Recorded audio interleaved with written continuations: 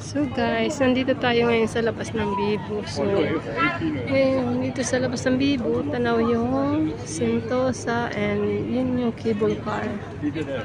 Then, ayan, may ano dyan. Oh. Ferry butata. May barko. O, diba? Di ko alam kung saan biyahe nga.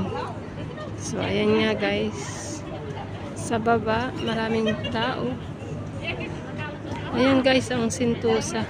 Natatanaw natin. Yung may Universal ba. So, ayan guys. Hanggang dito na lang ang ating video. So, ngayon parang gusto ko pumunta doon sa Sentosa. Kahit na mag-isa ako. So, ayan guys. I-enjoy natin tong moment ngayon na nasa labas tayo, di ba? Kahit mag-isa tayo. So, ayan lang guys. See you our next vlog. Bye-bye. Thank you for watching.